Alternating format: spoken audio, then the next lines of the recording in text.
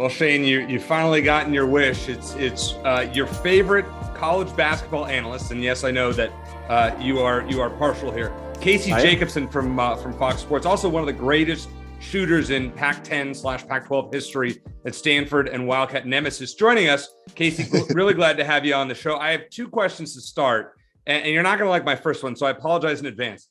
So we're taping this on March 7th. On March 8th, 2001, so it'd be 21 years ago tomorrow, Stanford was number 1 in the nation and took on the number 8 Arizona Wildcats. What happened that night, and what do you remember about that? You're gonna have to refresh my memory.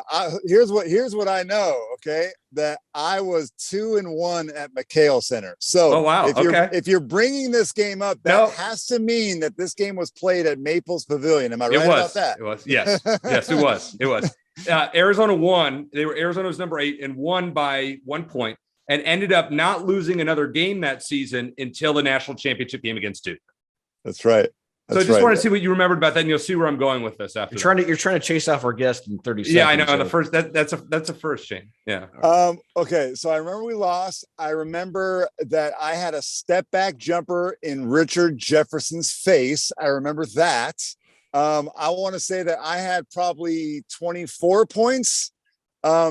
And that was that game came off of my career high. I had 49 points against the Sun Devils 2 nights earlier. So wow. I think I was priority number 1 for the Wildcats, or maybe I'm thinking of a different year. Look, sometimes guys, this stuff blends together, mixes up. I forget, but I do remember the step back in front of Richard Jefferson's face. That I'll remember forever. Okay, so that's a good memory. Here's what I really wanted to ask you. Which team, in your opinion, is better? That team that you faced that year as a player, or this year's Wildcats team that you're broadcasting as an announcer?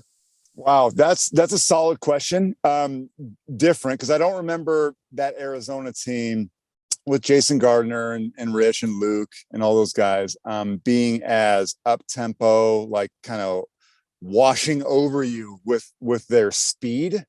But similar in the fact that they had all the bases covered. I mean, every single guy could dribble, pass, and shoot. They had anchors down low. They had shot blockers. So a lot of similar. They had 5 NBA players, maybe 6 NBA players on that 2001 team.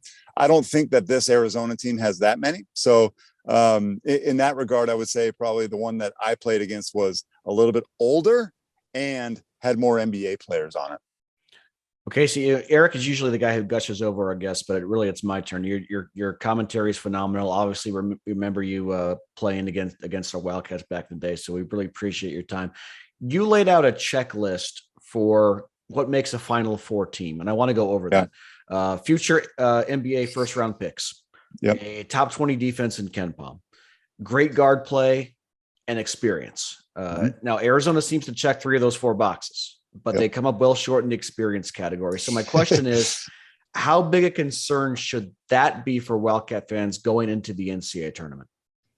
It should be a concern. Let's not be, let's not beat around the bush here. It's an absolutely concern. It's one of my only concerns that I have. But what I mean by experience, though, isn't always isn't necessarily what we're talking about right now. When I say experience, I'm talking about teams that don't rely on freshmen.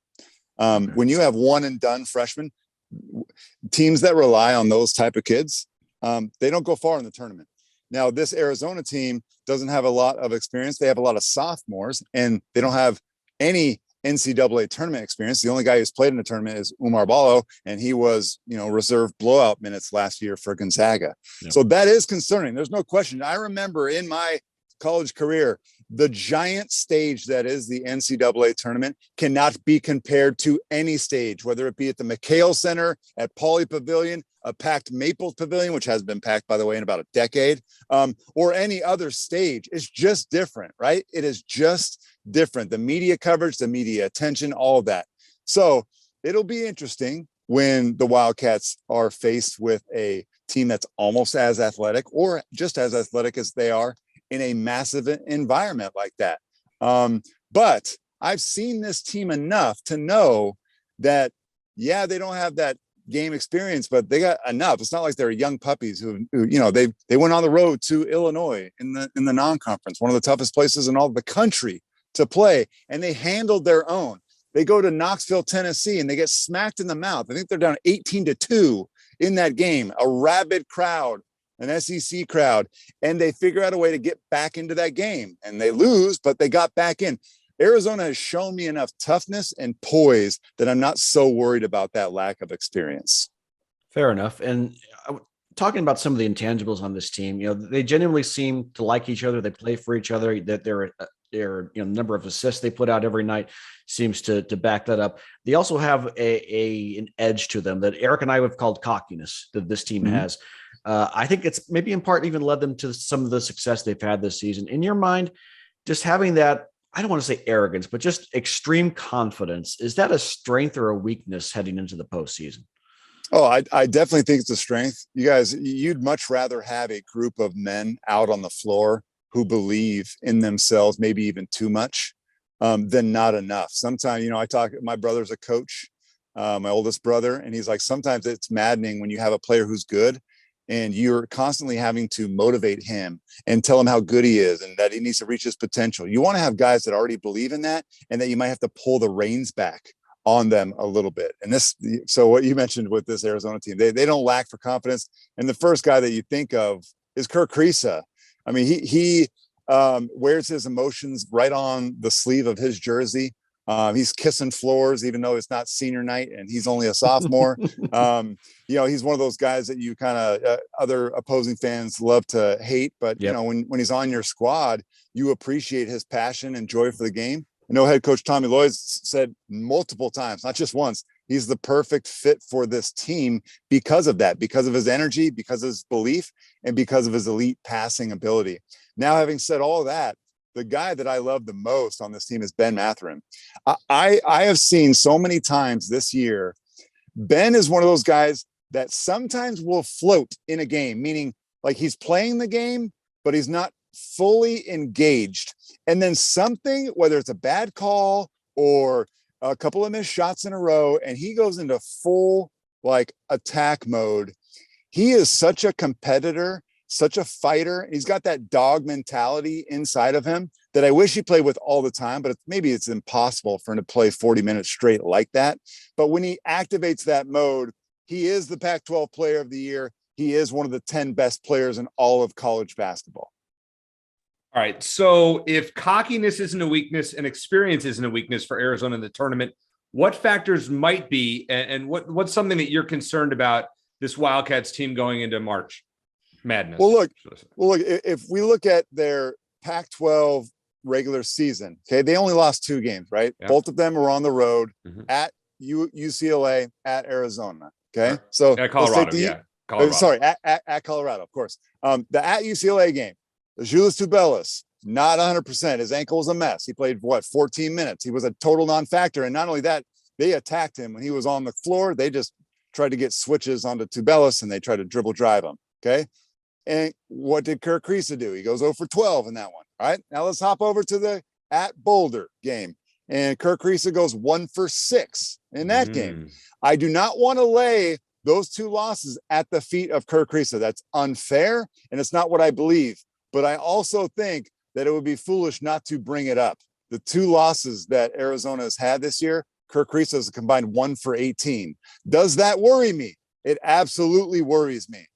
Is he good enough to, and should he be on the floor at the end of games to close it out? You bet, because that dude's got swag and he's already hit multiple threes. But does it worry me that at times Kerr doesn't realize that he should be the 4th or 5th option on the team? Yes, that worries me at times. He should be trying to get Ben Mathurin, Julius Tubelis, and Christian Koloko the ball as much as humanly possible. And if those guys are defended, then absolutely, Kerr, cast away, do your thing, but exhaust all the options before you get to that mode. That would be my only thing that I worry about a little bit with Kriisa.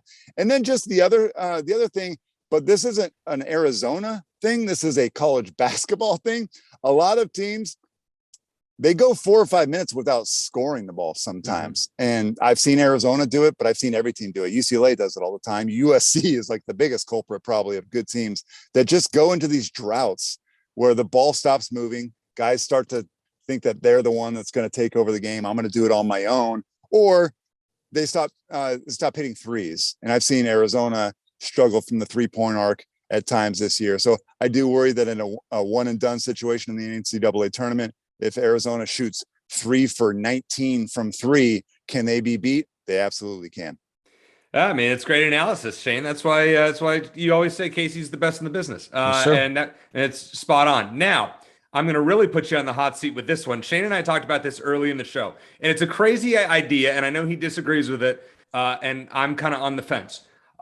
If Arizona beats, let's say, Stanford or ASU on Thursday, are you okay if Tommy Lloyd maybe rests some of his better players more than he normally would, considering that Arizona would likely have a number 1 seed locked down? Why would they have a number 1 seed locked down? Thank you. I'm just saying a number 1 seed right now is Gonzaga. Okay. Yeah. Gonzaga, the winner of the Big 12, assuming it's Kansas or Baylor, winner of the SEC, Auburn or Kentucky, and Arizona. And I don't see anybody else that can get one of those. All right. Well, here's, first of all, can I also say that these are big boy problems. These are problems that a lot of people like wish they had. What we're having a conversation about is whether or not you should rest your good players because you have a number 1 seed in the NCAA tournament locked in. Correct. Like my alma mater, Stanford, has made 1 NCAA tournament in the last 14 seasons. Okay. So I wish that Stanford had some of these discussions, but they don't. But no, I disagree with that. And I'm just going to put my player's jersey back on for this question. I want everybody to know, if I were in an Arizona jersey this year, I'd want everybody to know how good our team is all across America. I'd want everybody to know, including USC and UCLA, if they were to face them, how good we were and how dominant we are. Sometimes, okay, there is a legacy question that comes into play here. If this Arizona team wants to be to reach their full potential, then winning a Pac-12 tournament and winning it by as many points as they possibly can is a part of that equation. If they, dog it, they lose in the semis or they lose in the finals, I think, anything short of a Final Four, and it'd be like, man, why didn't we finish the season a little bit stronger? No, man, as a player, you play as hard as you can every single time. If Ben Matherin were on this call right now, he'd be like, shame on you. I'm going to torch those dudes. Whoever you put in front of me, I'm going to torch them. All right, Casey. Well, you're spot on, by the way. Thank you for that. But let's look ahead to the Pac-12 tournament. They're going to take on the winner of ASU, Stanford, in the first round. They get past them, probably Oregon or Colorado after that, and then you're looking at possibly USC, UCLA in the championship game if they get that far. You look at that gauntlet. Any teams in particular that could cause Arizona problems? No question, man. I can run through it. Look, Arizona is clearly the best team. It's why they won the Pac-12 regular season by 3 games. But they've been tested. We've already talked about their 2 losses, right? This is a neutral floor. I know they call it Las Vegas, Tucson North, or whatever the heck they call it, right? But it is a neutral floor. There will be other fans there for the first time, by the way. Last year, there weren't any fans. This year, there's going to be some Oregon fans. There's going to be some, Arizona State fans, no doubt. I know. I remember who I'm talking with. Yeah. So look, I called the Arizona State Arizona game for FS1 this year. Mm-hmm. That game wasn't a total blowout. And Arizona State, I know you guys don't give them any credit at all, but they're on a roll right now for sure. Yeah, they've won 7 of their last 8 games. Let's not mess around with Marion Jackson feeling one and hitting 5 or 6 threes. Jalen Graham and his improvement over the last month has been truly remarkable. They're a really nice story in Tempe. I wouldn't pick them, guys. I'm not saying that, but is it crazy to think that Arizona and Arizona State would be in a dogfight with 5 minutes to go? That's not crazy at all to me. No. And then how about Oregon? To me, in all of the wins that Arizona had in the Pac-12 regular season, the one that was the closest was Oregon at Tucson. That game was high level basketball. It was the final score was in the 80s. And Oregon didn't blink. I know Oregon has really kind of fallen on their face here at the end when they've fallen off the bubble. They're not going to be in the tournament, but that makes them even more motivated to beat Arizona. They'd be right back in the thick of it. They'd have a chance to get back into the NCAA tournament. And you guys both know, I don't have to convince you, Oregon is talented, man. They are a lot better individually than their record has indicated. I don't know what's going on over there, but those dudes can play. Did you know that Will Richardson has not made a field goal in his last 2 games? He is 0 for 11 from the field. He's only made 2 free throws. I'm not sure what that is. He's played 66 minutes, by the way. So it's not like he got hurt and didn't play. He's been out there and just has not scored a bucket. If Will Richardson can get back, would it be crazy that Oregon defeats Arizona? Absolutely not. So I can't wait to see how it all unfolds. But like, Arizona better be ready. They better be ready. I got 2 more for you, Casey. Give me your list of national championship contenders, and is Arizona on that list? Arizona is most definitely on the list. You started with Gonzaga, but we would throw a whole lot of teams in there, though. Duke is definitely on that list. Baylor is on that list, although Baylor, they're missing their leading scorer. His name is LJ Cryer. He's a guard. He's a really good shooter for them and a creator. He's been out of the lineup with a foot injury, and we don't know if he's going to come back at all. It's possible that he will, but it's also possible that he's not. And I also find it ironic that a cast-off for Arizona is now leading them. James Akinjo is he's volatile. He's up and down, but when he's on, he can get by anybody in the country, man. He's been tough for Baylor. So I would definitely throw Baylor in there. I would definitely throw UCLA in there. UCLA is ranked in the top 15 in both offense and defensive efficiency. So is Arizona. They're the only 2 Pac-12 schools that can say that. So it's impressive that UCLA can play both sides of the ball. There's not a lot of teams in America that you can also say that. I'd throw Auburn, Kentucky in there. I would throw the Illinois Fighting Illini out of the Big Ten in there with Kofi Coburn and Alfonso Plummer, the former Utah Ute shooting guard. He's averaging 15 points a game. If you didn't know that, for Illinois this year, he's their 2nd leading scorer. He's been a really nice pickup for them. I'm probably leaving out 1 or 2 other teams, but there's a list of like 9 or 10 teams that I wouldn't be surprised that are cutting down the nets. All right. And my last question for you, Casey, and again, we really do appreciate your time. I feel like like Eric says, sometimes I feel like we're going to school right now. Like Eric mentioned, you had some battles with Arizona back in the day. The road team seemed to win won most of those games, which is kind of bizarre. But can you just describe how intense that rivalry was during the Lute Olson, Mike Montgomery era? Oh man, I have such good memories of it. I remember my freshman year, my first time at the McHale Center. I got my eye split open by Ricky Anderson. It was an inadvertent elbow right to my eyebrow, cut my eye wide open.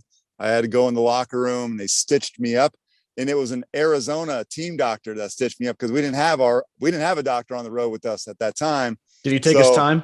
Yes. And I was like, Doc, and I said something to him. I'm like, hey, don't be taking your time. I need it, because it was the first half. Yeah. I'm like, Doc, I need to get back out there, man. We ended up winning that game. I only had, he was just being thorough. he was being thorough. Yeah. And you can tell, like, I still look pretty good if I do say so myself. So I appreciate that Arizona doc for keeping me intact that night. I was on a podcast with Richard Jefferson. We discussed all about this, and a couple funny stories came up. One of them was my sophomore year, the year you guys were talking about when Arizona played in the national title game against Duke. We played again. It was at Tucson, and my matchup was Gilbert Arenas, which, I was a scorer. I was a shooter. I wasn't necessarily a great defender. Our team was really good defensively, but I wasn't a great individual defender. Gilbert was a tough matchup for me. I mean, on an island, there's no way I could stay in front of him. In team defense with help, like the Collins twins behind me, I had a little bit more confidence. Anyways, we're playing, and Gilbert's like taking some wild shots, kind of bailing me out, not really taking me off the bounce, but like shooting a lot of contested J's.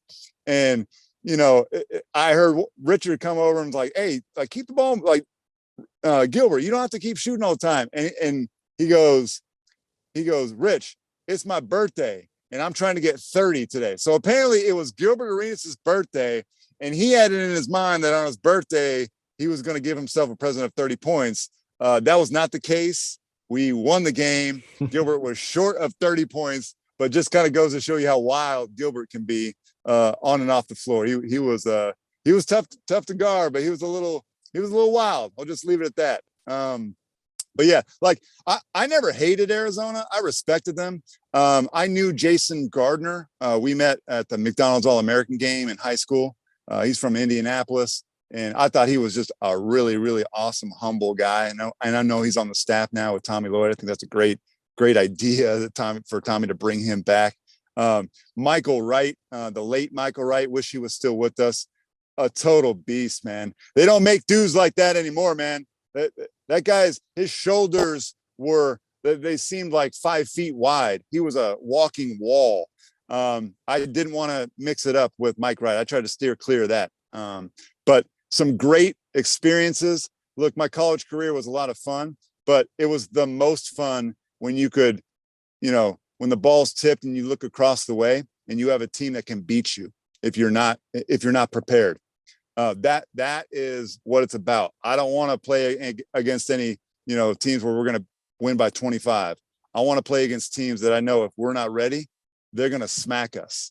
And that's what it was like to play against Arizona every single year, whether it was Maples Pavilion or at the McHale Center. Casey, I always looked at you and I was like, God, does this guy ever miss from 3-point range? I think he shot like 45% in college from behind the 3-point line. You were one of those guys that I looked at as an opposing fan. I was like, God, he's really good, but God, he's annoying. Can this guy just have a bad game against us? 2-1 at McHale Center, just brutal. That's a tough one. All right. So last question. I may be a little misinformed here. I think you're calling the game this weekend, the championship game of the Pac-12 tournament. Is that correct? It is correct for Fox. Yes. All right. So if you were to make a bold prediction, will you be calling Arizona this weekend? I know you won't be calling them on Friday night, but will you be calling them on Saturday night? Bold prediction. Oh yeah, most definitely. I'd be surprised, not shocked, but surprised if Arizona doesn't make it to Saturday. Yeah. I'm calling the games, the late game each night. So on Thursday night, the 8:30 tip-off game for FS1 on Thursday, which will be USC versus the winner of Utah and Washington, I believe. And then the next night, so the winner of that game. So if it works out, I'd be calling the USC-UCLA rematch in the semifinals. Nice. And then the championship game Saturday, 6 p.m. Pacific time on Fox for the first time ever, actually. They've never put the Pac-12 championship game on Big Fox.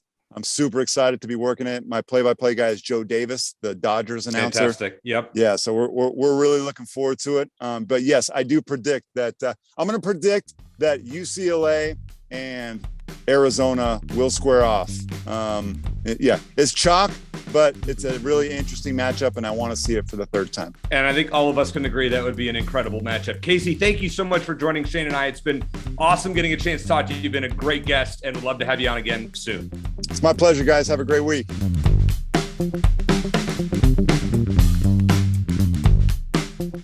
Shane, I thought those 2 interviews were going to be great, and they were better than expected. I mean, seriously, you and I do this for fun. Yeah. And we're really lucky to have great sponsors in Backcourt Marketing and Ice Shaker, don't get me wrong. But we do this just to have a good time and to talk Arizona sports. I hope you guys listening enjoyed Steve Spurrier and Casey Jacobsen as much as Shane and I did actually getting to talk to them. We try to position this show as we're sitting at a bar, and we're all sitting at the bar and we're just talking Arizona sports, Yeah.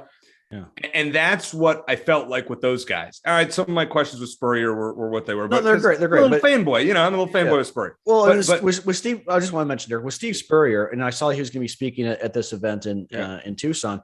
So I tried to find contact info for him, and I find this email. It's at the HBC for head ball coach at Florida, whatever it is. Yeah. And just out of the blue, I'm like, maybe he'll respond. I didn't think so. A couple of days later, I'm at the doctor. I can't answer the phone, and I get this call from South Carolina, and I don't think anything of it. I'm like, must be just a spam or something. And then I get this.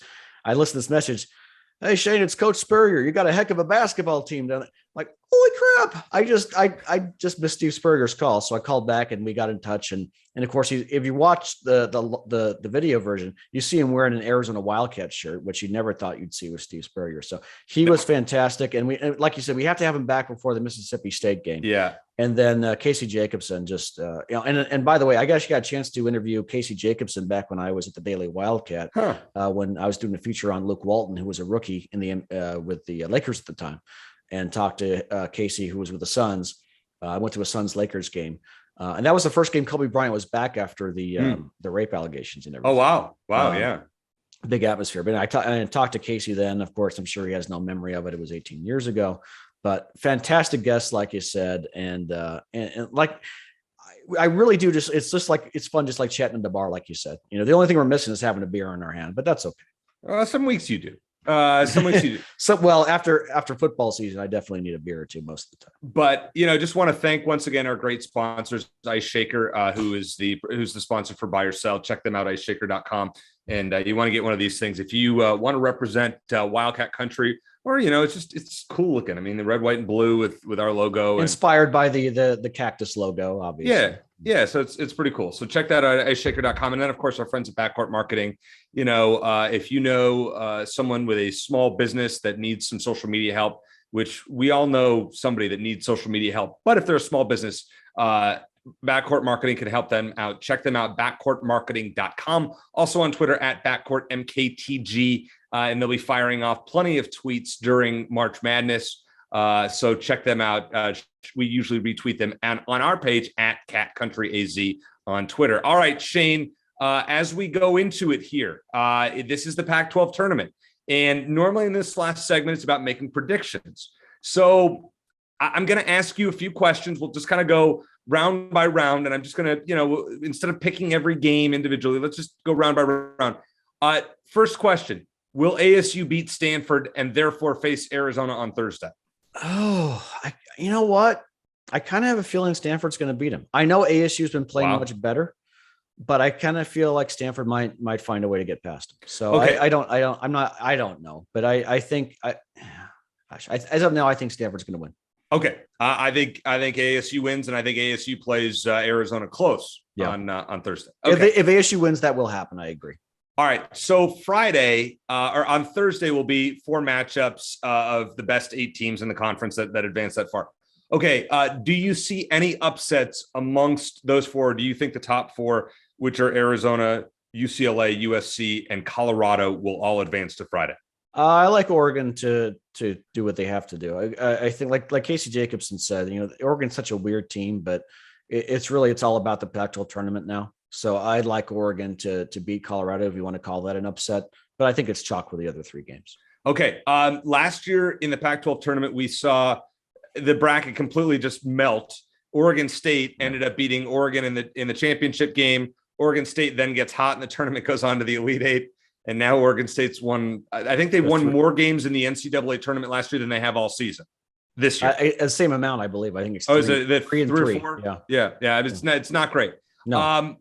Who is the Cinderella team that could make a run? If it's not Arizona and UCLA and USC, who's the team that could break this bracket down and surprise everybody? Is it Colorado? Is it Oregon? Is it ASU? Stanford? Who you got? Oregon. The Ducks have done it before. In fact, I think that Arizona's going to get tripped up at some point, and either by Oregon in the semifinals or UCLA in the championship game. I think those are going to be 2 tough matchups. We saw how difficult Oregon was for Arizona and Tucson, and then UCLA, Arizona. Despite the records and the fact that Arizona has been better overall, I think they're very evenly matched. I think they're about equally talented, and I could see UCLA getting the upper hand in a rematch. So, if you're asking for a team other than the top 3, I think Oregon is maybe it's a little too obvious a choice, but I would go with the Ducks just because of their track record. Okay. So please predict the outcome of the championship game for the Pac-12. We're going right out on a limb here. If you don't think Arizona's going to be there, who is? And then who's going to win the tournament? Well, I think if Arizona gets, I think Arizona, Oregon would be a coin flip. But I think if it comes down to Arizona, I think it'd probably be Arizona, UCLA. but I think UCLA probably gets the better of them. I don't think it's going to matter that much in terms of Arizona would get the 1 seed if they got that far. So it's fine if that happens, but I could see a scenario where Arizona, I feel like Arizona, Oregon is a coin flip and Arizona, UCLA is a coin flip. So I just think Arizona is going to lose one of those two. Put it that way. All right. So I'm going to give you a really ice cold prediction here. You're going to just shake your head when I say this. If Arizona were to play Stanford on Thursday, Arizona will advance to Saturday. If Arizona plays ASU and ASU plays them as tough as I think, I would not be shocked at all if Oregon wins that matchup. Oh, sure. Yeah. So I'm going to say UCLA over Arizona in the Pac-12 championship game. I still think, as Casey said, that UCLA is a Final Four caliber team.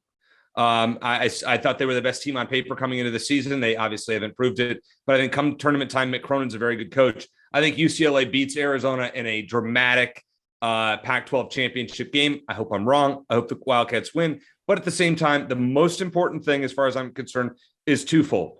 Beat ASU if you play them, and don't get hurt. And don't get hurt, obviously, number one. But beating ASU is number two. Before we go, Eric, I want to ask you. I want to turn the tables on you because you like to put me on the spot with your out of nowhere by yourself. Okay. So here's one. Before we even know the brackets. Okay. You're a gambling man. Yep.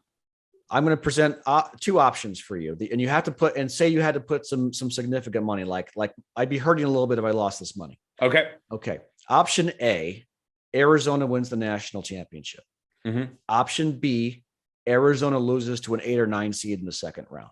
Which would you think is more likely to the point where you would have to bet one over the other?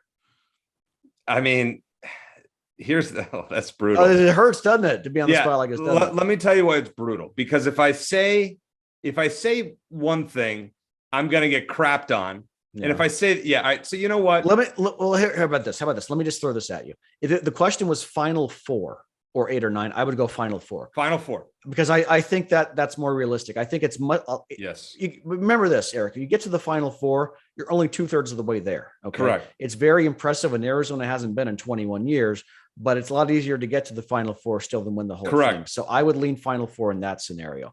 But that's why I made it tough. Yeah, national championship or 8 or 9 seed loss. 8-9 seed loss. Those games are usually you see one team a year, maybe, or one team every other year that loses to an 8-9.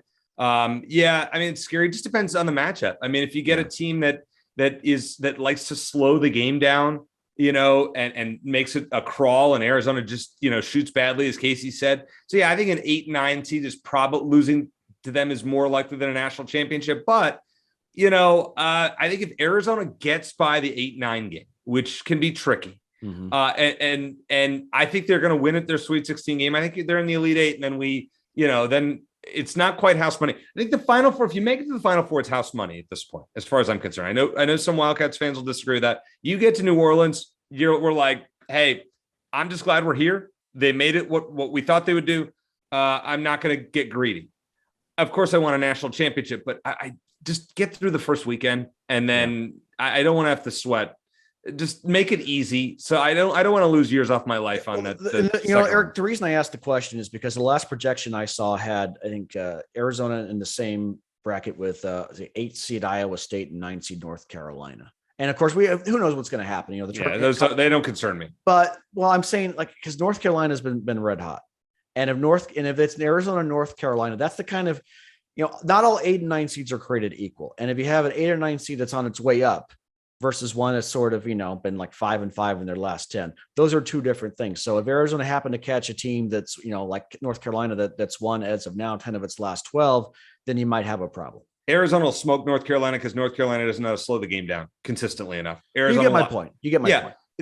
A team like Murray State is one where you're like, these guys can win, if they shoot the ball like crazy, if they slow the game down. I mean, those are the scary 9 seeds. North Carolina, to me, I'm like, great. Arizona will smoke them. I wouldn't bother me. I don't think Iowa State's that great either. Teams like a 4 or 5 game, like Providence and Texas Tech, teams that'll slow it to a crawl. Well, yeah. I was going to say Houston, but maybe that they don't fit that. Yeah, I mean, Houston's not playing well lately. Yeah. I know some people have said Memphis, because Memphis has been on fire. If they move up maybe to a 9, that's not a great bet. So we'll go over the bracket next week. But Shane, I appreciate you answering the question. Yeah, no, it's the 8-9 games tricky. It gets me a little uptight. It's been a great show. Thank you to Steve Spurrier. I mean, what the head ball coach for joining us, Casey Jacobsen. Just an awesome interview. Our sponsors, Backcourt Marketing, Ice Shaker, just been an absolute blast. This is why we love doing Wildcat Country, and we'll be back next week. A lot to talk about, men's and women's. And gosh, sorry we didn't touch on baseball and softball this week, but there's just so much going on. We'll get into it. With basketball, football, a lot to discuss, a lot of exciting things in the coming weeks. So for Shane Dale, I'm Eric Cohen. As always, bear down.